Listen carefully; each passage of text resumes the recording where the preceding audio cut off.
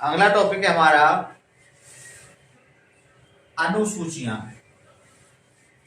तो जो हमारा संविधान बनाया गया था, उस समय हमारे संविधान में जो अनुसूचियां थी उनकी संख्या कितनी थी? 8। यानी मूल संविधान की बात कही जाए तो मूल संविधान में कितनी अनुसूचियां थी? 8। लेकिन वर्तमान की बात कही जाए कि वर्तमान में अनुसूचियां कितनी हैं हमारे संविधान में? तो कितनी है? 12 अनुसूचियां हैं, जिनमें से हमें पहली अनुसूची पढ़ना है। जो पहली अनुसूची है, पहली अनुसूची में आपको पता होगा कि जो आपका अनुच्छेद क्रमांक 1 से लेकर 3 तक इसमें है। तो अनुसूची पहली में क्या है कि भारत राज्यों का संघ है। पहली अनुसूची में क्या कहा गया कि भारत राज्यों का संघ है। और भारत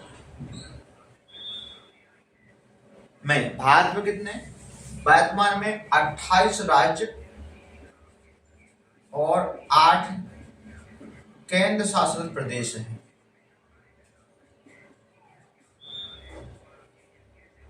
केंद्र शासित प्रदेश हैं। तो आपको पता होगा कि अभी वर्तमान में 28 राज्य हैं और हमारे 8 केंद्र शासित प्रदेश हैं। तो आप लोगों को सर 29वां राज्य तो बनाया गया था। तो आपको पता होगा 29वां राज्य बनाया गया था। कौन सा बनाया गया था? तेलंगाना। 29वां राज्य बनाया गया था तेलंगाना। कब बनाया गया था? 2 जून 2014। तो 2 जून 2014 को तेलंगाना राज्य बनाया गया था। कौन से नंबर का? 29वें नंबर का था। लेकिन जो जम्मू कश्मीर राज्य है, इसको राज्य की श्रेणी से हटाकर इसके 2 हिस्से कर दिए। अब राज्य की श्रेणी को हटाया गया तो 29 राज्य में से कितने राज्य बचे आपके? 28 राज्य। और जो जम्मू कश्मीर है, इसके 2 भाग कर दिए। एक हो गया हमारा जम्मू कश्मीर और एक हो गया हमारा कौन सा? लद्दाख। तो 2 केंद्र शासित प्रदेश बनाए गए। तो उस समय हमारे भारत में 7 केंद्र शासित प्रदेश थे। 2 बढ़ जाते हैं तो इस प्रकार कितने हो जाते हैं? 9 केंद्र शासित प्रदेश हो जाते हैं। फिर आपका जो 2 केंद्र शासित प्रदेश थे, एक आपका है आपका दमनदीप और एक है आपका दादरा नगर हवेली। इनको क्या कर दिया? विलय कर दिया गया, इन दोनों का मर्ज कर दिया गया। तो इससे हमारी संख्या 9 से कितनी घटकर कितनी बची? 8 बची। इस प्रकार वर्तमान में 28 राज्य और 8 केंद्र शासित प्रदेश है हमारे भारत में। अगली अनुसूची की बात की जाए, अगली अनुसूची की, तो दूसरी अनुसूची की बात की जाए तो जो दूसरी अनुसूची है, इसमें हमारे जो अधिकारी कर्मचारी हैं उनके वेतन भत्ते के बारे में उल्लेख किया गया है। जैसे आपका राष्ट्रपति है, उपराष्ट्रपति है, लोकसभा का अध्यक्ष है, उपाध्यक्ष है, इन सभी के जो वेतन भत्ते हैं उन सभी के बारे में उल्लेख किया गया है। तो दूसरी अनुसूची में किसका वर्णन किया गया है? विभिन्न अधिकारियों को जो वेतन भत्ते हैं उसके बारे में उल्लेख किया गया है, यानी वेतन भत्ते। अब इसमें वेतन भत्ते किसके? राष्ट्रपति है, उपराष्ट्रपति है, राज्यपाल है, लोकसभा का अध्यक्ष है, लोकसभा का उपाध्यक्ष है, इन सभी के भत्तों को इसमें शामिल नहीं किया गया है। अगली जो हमारी तीसरी अनुसूची है, इसमें किसके बारे में वर्णन किया गया? शपथ का उल्लेख किया गया है। काय का? शपथ का उल्लेख किया गया। अब इसमें जो शपथ है किसकी? देखिए, राष्ट्रपति है, उपराष्ट्रपति है, राज्यपाल है, प्रधानमंत्री है, इनकी शपथ का उल्लेख नहीं है। बाकी इनको छोड़कर के बाकी की बात की जाए, इनमें सभी अधिकारियों कर्मचारियों को शपथ दिलाई जाती है, उनका उल्लेख किया गया तीसरी अनुसूची में।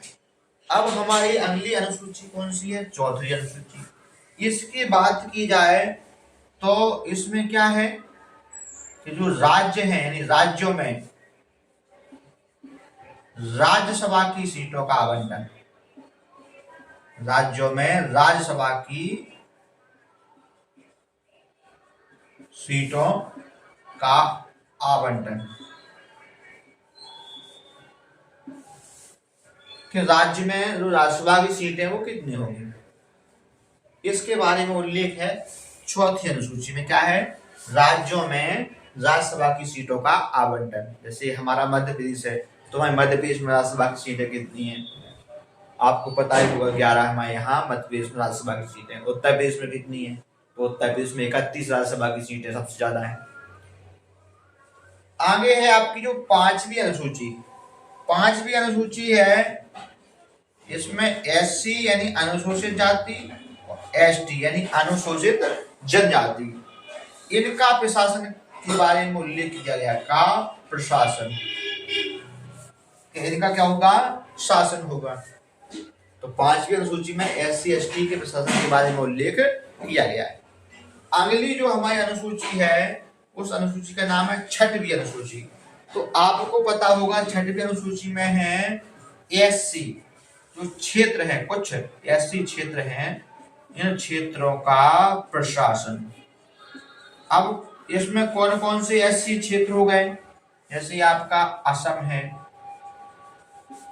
असम के बाद आपका कौन सा है? मेघालय है।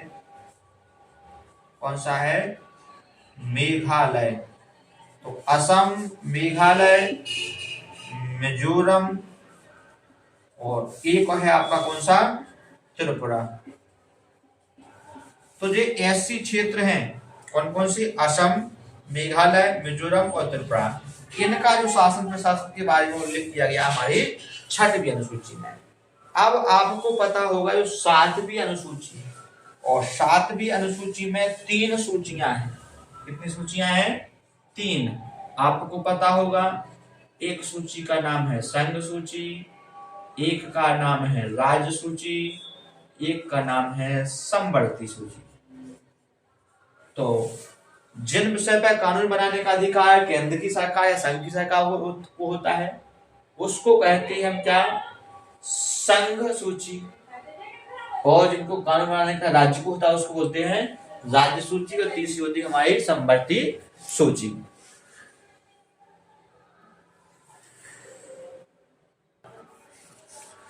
तो 3 सूचियां हैं, कौन कौन सी आपकी?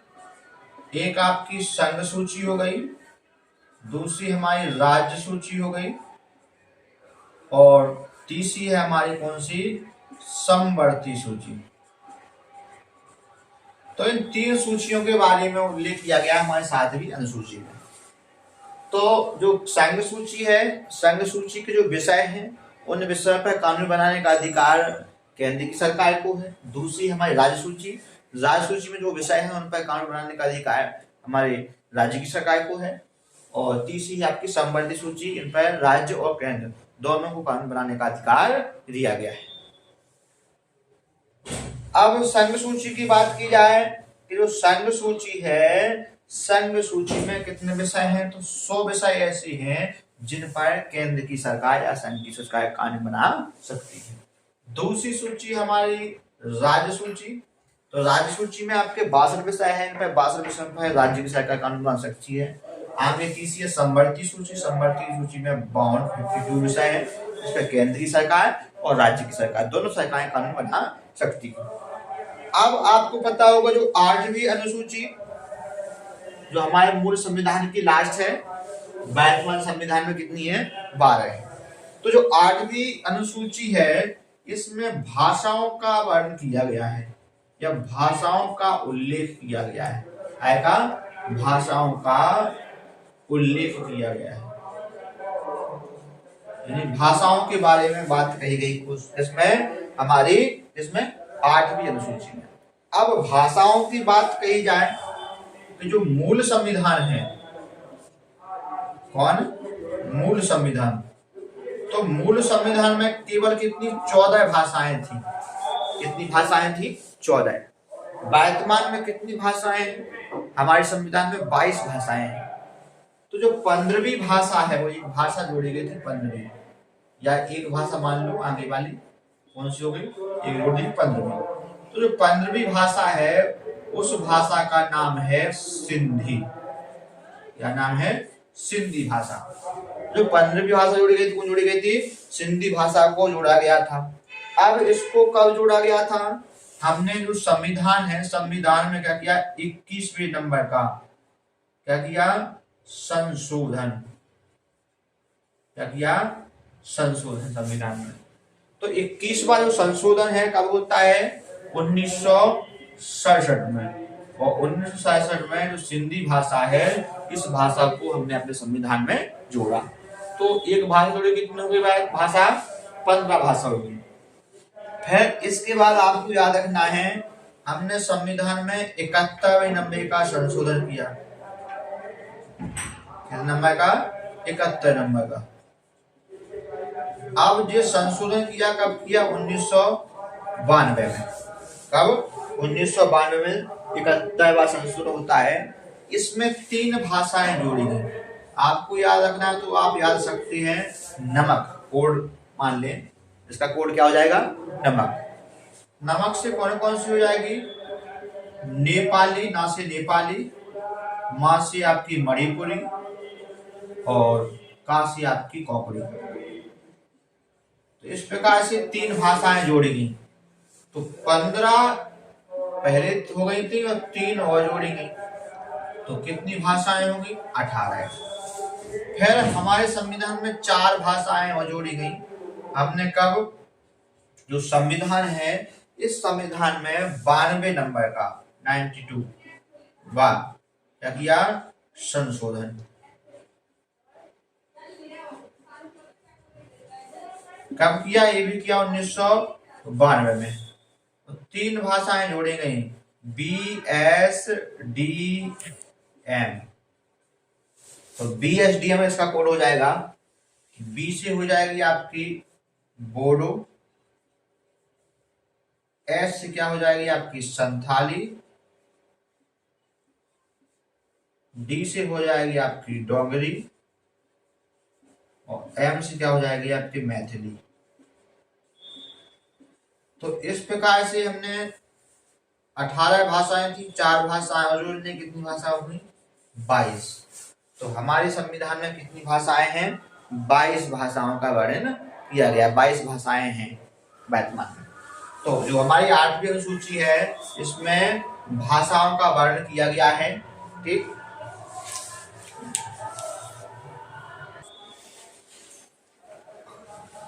तो अभी हमारे 8वीं अनुसूची में हमने भाषाओं का वर्णन किया है। इस प्रकार से हम याद रखेंगे कि जो 8वीं अनुसूची है उसमें भाषाओं का उल्लेख किया गया है। जब मूल संविधान था तो 14 भाषाएं थी, 15वीं भाषा सिंधी जोड़ी गई, 3 भाषाएं जोड़ी गई, नेपाली, मणिपुरी और कोंकणी। इसके बाद हमने 4 भाषाएं जोड़ी। और जो अभी हमने पढ़ा था 92वां संविधान संशोधन, इसको थोड़ा सुधार कर लिए, कब होता है, 2003। शायद हमने वहाँ 92 लिख दिया, तो इसको थोड़ा सुधार कर लेंगे, करना है आपको 2003। तो यहाँ ये 3 भाषाएं जोड़ी गई थी, हमने बताया था BSDM, यानी बोडो, संथाली, डोगरी और मैथिली। इसके अलावा हमारी ये कुछ भाषाएं हैं जिनको शास्त्रीय भाषाओं का दर्जा दिया गया है। तो उनमें से कौन कौन सी, जो तमिल है, संस्कृत है, तेलुगु है, मलयालम है, उड़िया और कन्नड़, ये कौन सी भाषाएं हैं, शास्त्रीय भाषाएं हैं। तो आप शास्त्रीय भाषाएं पूछ जाएंगे, कौन कौन सी भाषाएं शास्त्रीय भाषाएं हैं, तो आपकी तमिल हो गई, संस्कृत, तेलुगु, मलयालम, उड़िया और कन्नड़।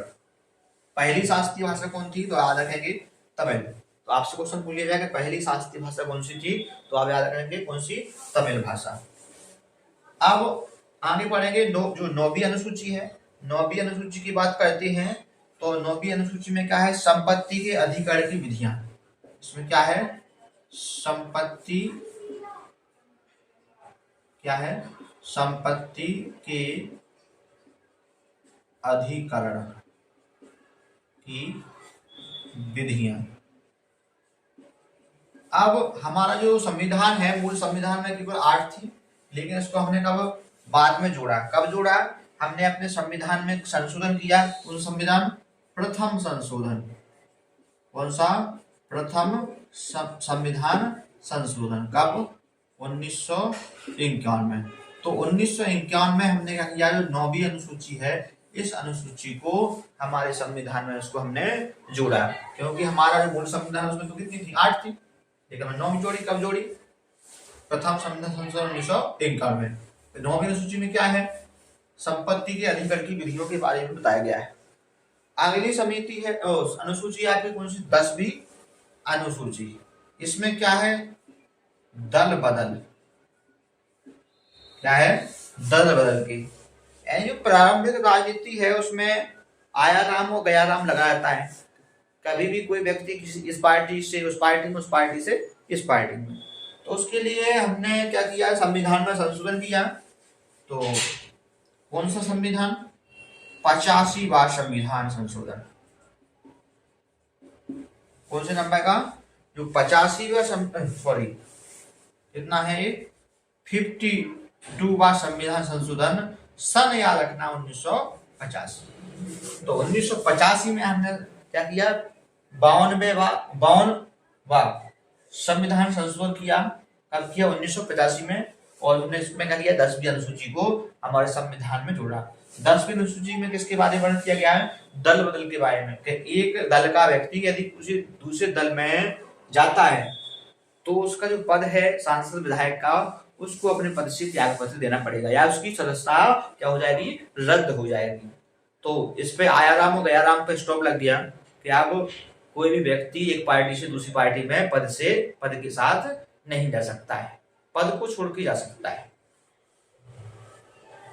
आगे हमारा जो संविधान है, उस संविधान में हमने कौन सी 11वीं जो अनुसूची है, उस अनुसूची को जोड़ा। हमारे संविधान में जो 73वां संविधान सुधार हुआ, संविधान संशोधन, 73वां जो संविधान संशोधन है, ये हमने कब किया, ये किया 1992 में।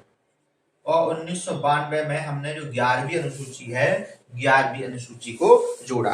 तो 11वीं अनुसूची है, 11वीं अनुसूची में किसके बारे में वर्णन किया गया है, पंचायती राज का वर्णन किया गया है का, पंचायती राज का। तो पंचायती राज 11वीं अनुसूची क्या है, पंचायती राज का वर्णन किया गया। 11वीं अनुसूची हमारे संविधान में कब जोड़ी गई, हमने संविधान में किया 73वां संविधान संशोधन। इसके बाद इसमें इसके अंतर्गत बात कही गई कि जो पंचायती राज की शुरुआत भी बात की, पंचायती राज कब शुरू होता है, 2 अक्टूबर को। कब, 2 अक्टूबर को ये शुरू होता है, आपको पता होगा 2 अक्टूबर को पंचायती राज की शुरुआत होती है। कब, 1969 को। कब, 1900